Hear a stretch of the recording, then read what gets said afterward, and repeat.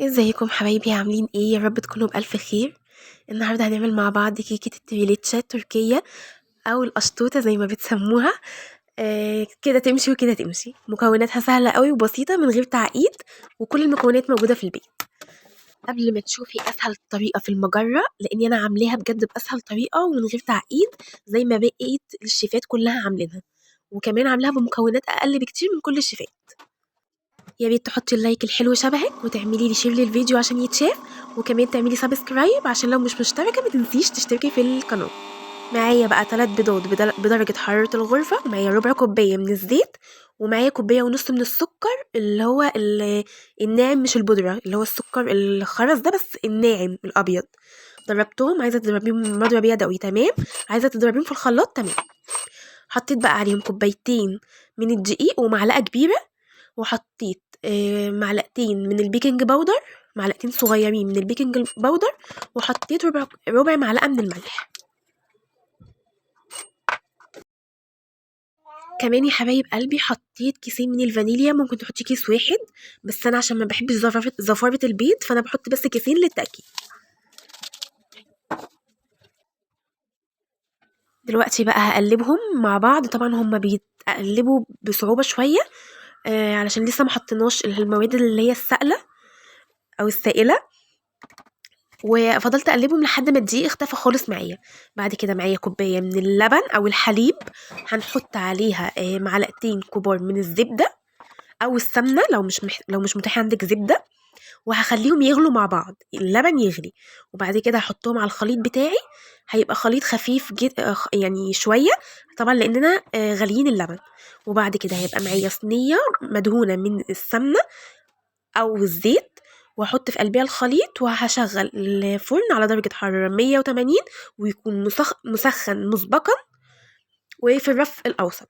طبعا هطلع منها الهواء زي ما انتم شايفين كده، علشان ما يبقاش فيها اي فقاعات من الهواء. بتأكد بخلة السنان او بالعصيان الشيش طاووق دي. بصوا عشان اتأكد كويس قوي ان هي الفراغات اللي يعني كلها تطلع منها او الهواء كله يطلع منها زي ما انتم شايفين بقى، وحطيتها في الفرن. ما خدتش معايا تلت ساعة بالكتير. هنا بقى معايا كريم جانتيه، انت ممكن تجيبي كريم جانتيه خام وتحطي عليه السكر البودر وتضربيه بالميه او باللبن زي ما تحبي. انا كان عندي كريم جانتيه جاهز دوت، وحطيت عليه الميه. انا كان عندي كريم جانتيه كمان بالشوكولاته، قلت اغير كده في الطعم شويه واحطها بالشوكولاته، وكانت بجد رهيبه. انا عملتها كذا مره يا جماعه، والطريقه دي والله انجح طريقه جربتها من اولها لاخرها من غير تعقيد، من غير ما مكونات خزعبليه زي ما بيقولوا. آه رهيبة. دلوقتي الكيك طلع اهو معانا. الكيك على فكرة اسفنجي قوي وهش جدا جدا جدا، بجد يعني رهيب. طبعا في شيفات بيقولوا اللي احنا هنعملوها بكيلو لبن او بلتر لبن، لا خالص، احنا بنستخدمه كوبايه مج كبير من اللبن، وعليه معلقتين كبار من اللبن البودر عشان بس يديكوا ايه طعم كده الحليب المكثف. لو مش عندك لبن بودر خلاص ولا يهمك، لايك بقى لاختك ها. وهنحطوها على الكيك، والكيك عادي احنا سيبناه يبرد بس شويه، واللبن بدرجه حراره الغرفه عادي. وبعد كده حطينا الكريم جانتيه. دلوقتي بقى مرحله الكريم كراميل. عايزه اقول لكم ان انا واحده من الناس كنت بخاف جدا من مرحله الكريم كراميل دي، لانه كان بيكلكع معايا وبيبوظ معايا جدا جدا. فلا الطريقه ديت سهله قوي. دلوقتي انا خدت كوبايه من السكر وفردتها كده في قلب الحله، ولازم يا جماعه حاجه غويطه علشان ساعات بيفور وبيبهدل الدنيا. معايا بقى الحاجات اللي هستخدمها على جنب اكون محضراها: نص كوبايه من النشا وكوبايه من اللبن، تمام، نص كوبايه ميه وعليها معلقه صغيره مليانه من النشا، واقلبها واسيبها على جنب، وكوبايه من اللبن. ده السكر. اول لما يغير اللون معايا ببدا اقلبه، وبفضل اقلب فيه، وطبعا هو على نار هاديه كده عشان ما يتحرقش مني. بفضل اقلب لحد ما يبقى لونه كده بالظبط، وكل الحبيبات اللي فيه ديت احاول افتفتها كده بالمعلقه. ومعايا معلقه كبيره من الزبده او السمنه، لو مفيش مش متاح زبده في ممكن سمنه عادي جدا، واقلبها كده بالطريقه ديت اهي لحد ما تدوب معايا. هنزل بقى بنص كوبايه النشا. اول لما هنزل بقى بنص كوبايه النشا ديت بلاقي الدنيا كلكعت معايا خالص. ولا يهمك ولا تقلقي، برضو على نار هاديه او اقل من الهاديه شويه، وقلبي قلبي، والتكتلات دي ما تقلقيش هتروح. بعد كده بنزل بكوبايه اللبن، يعني بفضل اقلب شويه وبعد كده بنزل بقى بكوبايه اللبن اهوت.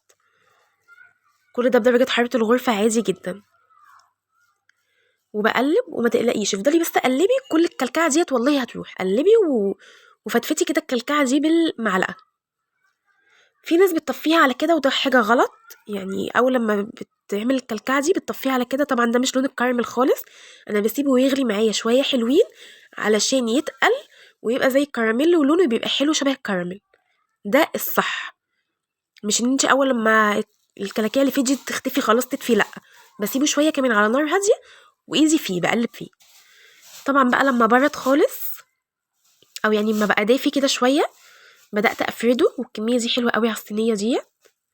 الصينيه دي مش صغيره قوي ومش كبيره قوي، دي في الوسط يعني.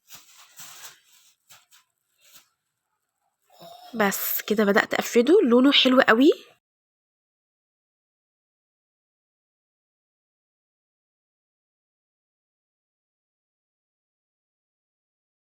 هنا بقى كان معايا كريمه، بدات احطها كده بخطوط، وبعدين مسكت العصايه بتاعت الشيش طاووق وفضلت بقى رايح جاي عليها كده لحد ما عملت معايا الشكل الحلو ده قوي.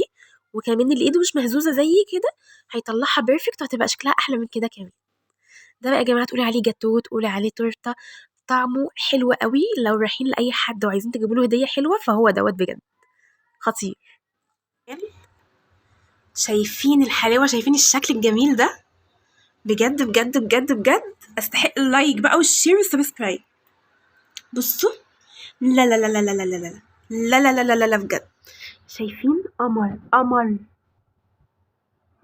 بصوا انتوا احكموا بقى بنفسكم، انا تعبت فيها وانتوا احكموا بقى، شوفوا بقى ايه رايكم بقى فيها وايه رايكم في العمايل. وهتلاقوا الفيديو كامل، هتلاقوا الفيديو كامل في اللينك تحت يعني في شبه لينك كده دوسوا عليه في نفس الفيديو ده. بصوا بصوا الجمال، لا خطيره خطيره والله، تسلم ايدي بجد.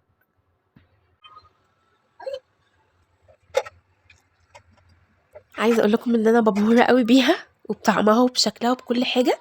يلا بقى نقطعها مع بعض.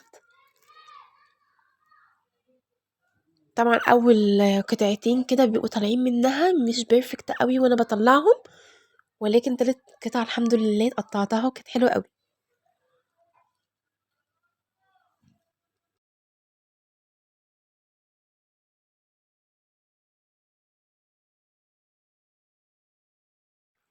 طبعا الناس الجديده اللي دخلت معايا جديده في القناه نورتوني وشرفتوني، والناس اللي هتدخل معايا لسه احب اقول لكم انا بحبكم جدا جدا.